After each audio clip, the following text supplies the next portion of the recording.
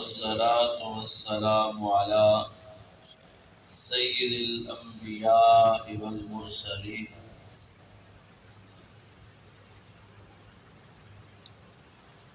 فردی نماز کے علاوہ جتنی بھی سنتیں ہیں یا نفلی عبادت ہے وہ ساری نفلی عبادت ہے۔ سنتیں بھی کیا ہے؟ وہ بھی نفلی ہے۔ تو میں آج آپ حضرات کے سامنے ایک ایسے نفلی عبادت کو پیش کرنے والا ہوں جو رسول اللہ صلی اللہ علیہ وسلم نے اپنے چچا عباس رضی اللہ تعالی عنہ کو نماز سکھلائی۔ یہ ہے میرے پاس صحیح ابن خزیمہ ہے اور یہ حدیث ابو داؤد کے اندر بھی موجود ہے اور یہ حدیث ابن ماجہ کے اندر بھی موجود ہے اور امام ابن منذر رحمہ اللہ کی کتاب ہے الترغیب و ترہیب، اس کے اندر بھی یہ نماز موجود ہے۔ وہ نماز ہے تسبیح نماز۔ باب صلاۃ التسبیح، تسبیح نماز کا مسئلہ۔ تسبیح نماز کی میرے بھائیوں بہت بڑی فضیلت اور اس کی اہمیت کتب حدیث میں موجود ہے۔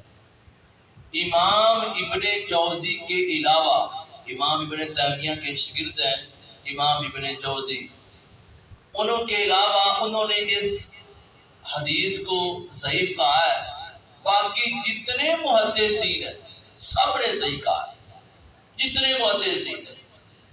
بلکہ ابو داؤد رحمہ اللہ کے شاگرد ہیں ابو بکر رضی اللہ رحمہ اللہ، وہ کہتے ہیں کہ میں نے اپنے باپ سے پوچھا اس حدیث کی سند کے بارے میں، تو انہوں نے کہا جتنی سندیں حدیثیں نفلی عبادت کے بارے میں حدیثیں سب سے زیادہ صحیح سند حدیث وہ تسبیح نماز کی ہے۔ تو اب آئیں حدیث سنیے۔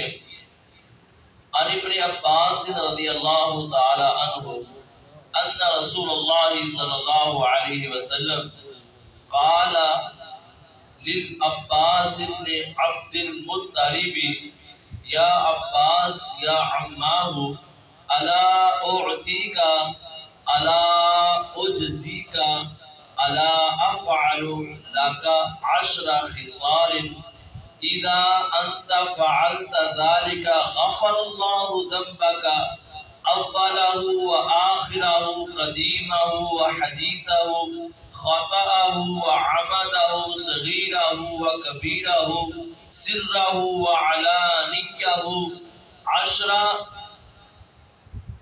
خصال۔ لمبی حدیث ہے، دوبارہ میں تھوڑا سا حصہ آپ کے سامنے اس حدیث کا پڑھ دیا۔ عبداللہ بن عباس رضی اللہ تعالیٰ عنہ حدیث کے راوی ہیں کہ بے شک رسول اللہ صلی اللہ علیہ وسلم نے اپنے چچا عباس بن عبد المطلب کو یہ کہا، اے چچا الا اعطیک الا اجزیک، کیا میں آپ کو ایک تحفہ عطا نہ کروں؟ کیا میں آپ کو ہدیہ، کوئی انعام اکرام آپ کو نہ عطا کروں؟ کون کہہ رہے ہیں؟ نبی صلی اللہ علیہ وسلم کس کو کہہ رہے ہیں؟ اپنے چچا عباس رضی اللہ تعالی عنہ کو۔ الا افعل ذلك 10 خصال، کیا میں آپ کو 10 اچھی چیزیں نہ بتاؤں؟ نبی علیہ السلام کیا کہہ رہے ہیں؟ کیا میں آپ کو 10 اچھی چیزیں نہ بتاؤں؟ اذا انت فعلت ذلك، جب تو یہ 10 چیزوں کو اپنائے گا نا تو فائدہ کیا تجھے ہوگا؟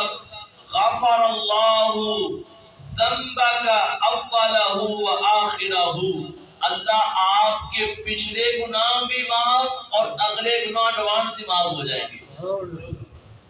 جو آپ نے ابھی اپنی زندگی میں گناہ کرتے ہیں نا، پتہ نہیں ہونے ہیں یا نہیں ہونے، آپ کی زندگی 6 ماہ ہے، 10 سال ہے، 20 سال ہے، 100 سال آپ کی زندگی ہے، تو میں آپ کو ایسا ایک عمل بتاتا ہوں جو آپ نے زندگی پیچھے گزار لی ہے، اس کے بھی گناہوں کی معافی، اور جو آئندہ آپ گزاریں گے اس کے اگر گناہ آپ سے ہوں گے تو اللہ ایڈوانس پہلے گناہ کرنے سے پہلے اللہ آپ کو معاف کر دے گا۔ کتنی پیاری حدیث ہے، اللہ اکبر۔ اور پھر آپ نے فرمایا قدیمہ و حدیثہ، آپ کے پرانے گناہ بھی اللہ معاف کر دے گا اور نئے گناہ بھی معاف، پچھلے بھی، اگلے بھی، نئے اور پرانے بھی۔ خطأہ و عمدہ، جو آپ کے چھوٹے گناہ ہیں وہ بھی معاف، وصغیرہ و کبیرہ، صغیرہ بھی معاف اور کبیرہ بھی معاف، وعسرہ و علانیتہ، اور جو آپ نے جان بوجھ کے گناہ کیے وہ بھی آپ کے معاف، اور جو آپ نے ویسے آپ سے بھول چوک کے ساتھ وہ بھی اللہ آپ کے معاف کر دے گا۔ جو آپ جان بوجھ کے گناہ کریں گے نا وہ بھی اللہ معاف کر دے گا، اور جو آپ سے غلطی کے ساتھ گناہ ہوئے ہیں وہ بھی معاف کر دے گا، نئے بھی معاف، پرانے بھی معاف، اگلے بھی معاف، پچھلے بھی معاف، صغیرہ بھی معاف اور کبیرہ بھی معاف۔ اور یہ 10 خصلتیں کیا ہے میرے بھائیو؟ اربع ان تصلی 4 رکعات، کہ تو 4 رکعت نماز پڑھے، تقرأ فی کل رکعات بفاتحۃ الکتاب وسورۃ، سورہ فاتحہ پڑھنے کے بعد اللہ اکبر کہہ لیا، سبحان اللہ پڑھ لیا، اس کے بعد آپ نے سورہ فاتحہ پڑھنی ہے، سورہ فاتحہ پڑھنے کے بعد آپ نے سورۃ اخلاص پڑھنی ہے، انا اعطیناک الکوثر، جو بھی آپ کو قرآن کی آیت کوئی آتی ہے نا تو آپ نے وہ پڑھنی ہے۔ اس کے بعد آپ نے قیام کی حالت میں ہی، رکوع نہیں جانا، قیام کی حالت میں آپ نے 15 مرتبہ پڑھنا ہے کیا؟ سبحان اللہ والحمد للہ ولا الہ الا اللہ واللہ اکبر، بس آپ نے اتنے الفاظ پڑھنے ہیں چچا، سبحان اللہ والحمد للہ لا الہ الا اللہ واللہ اکبر، یا لا حول ولا قوت الا باللہ، وہ نئی ذکر ہے اور پڑھنا بھی وہ نہیں ہے، حدیث میں بھی اس کا ذکر نہیں ہے اور پڑھنا بھی نہیں ہے۔ آپ نے 15 مرتبہ قیام کی حالت میں، پھر آپ نے رکوع جانا ہے، تسبیح آپ نے 3 مرتبہ پڑھنی، سبحان ربی العظیم پڑھنے کے بعد 10 مرتبہ پھر آپ نے رکوع کی حالت میں یہ دعا پڑھنی ہے۔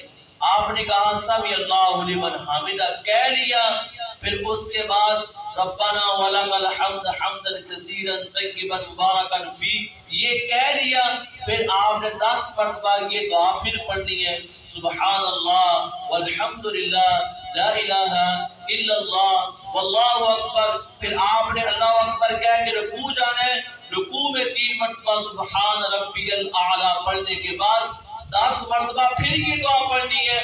جب آپ نے رکوع سے سجدے سے اٹھے بیٹھ گئے تو پھر آپ نے اللہم اغفر لی وارحمنی واہدنی وعافنی وارزقنی دعا پڑھنے کے بعد 10 مرتبہ پھر آپ نے یہ دعا پڑھنی ہے، پھر آپ نے سجدے جانا ہے، پھر تسبیح پڑھنے کے بعد پھر 10 مرتبہ یہ دعا آپ نے پڑھنی ہے۔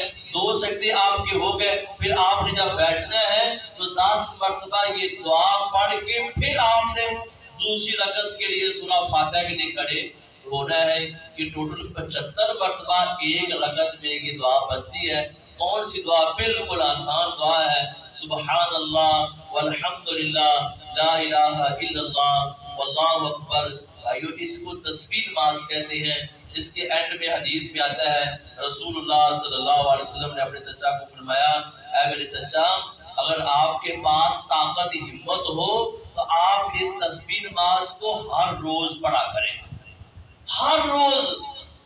اگر آپ کے پاس ٹائم نہیں، طاقت ہمت نہیں، پھر ہر ہفتے پڑھ لیا کریں، ہفتے میں ایک دن ٹائم بنا لیں۔ اگر آپ کے پاس ہفتے کا بھی ٹائم نہیں، پھر 1 مہینے میں کوئی دن ٹائم بنا لیے، 1 مہینے میں پڑھے۔ اگر آپ کے پاس 1 مہینے میں ٹائم نہیں، پھر 1 سال میں ضرور 1 مرتبہ پڑھے۔ اگر آپ کا سال کے اندر بھی ٹائم نہیں لگتا، پھر آپ نے فرمایا چچا زندگی میں 1 مرتبہ تسبیح نماز نے ضرور پڑھنی ہے، زندگی میں۔ بھائیو ہم نے کسی نے 60 سال گزار لی، کسی نے 50 سال گزار لی، کسی نے 45 سال گزار لی، کتنی گزار لی ہے، تسبیح نماز پتہ نہیں پڑھی ہے یا کسی نے نہیں پڑھی، کتنی پیاری حدیث ہے، چھوٹے بڑے صغیرہ کبیرہ نئے پرانے آنے والے جو ابھی ہم نے گناہ کرنے ہیں اس کی بھی معافی، پچھلوں کی بھی معافی، جو ہم نے جان بوجھ کے کی ہے اس کی معافی، جو غلطی سے ہوگا اس کی بھی معافی۔ تو تسبیح نماز پڑھنی چاہیے، ہر مسلمان کو پڑھنی چاہیے۔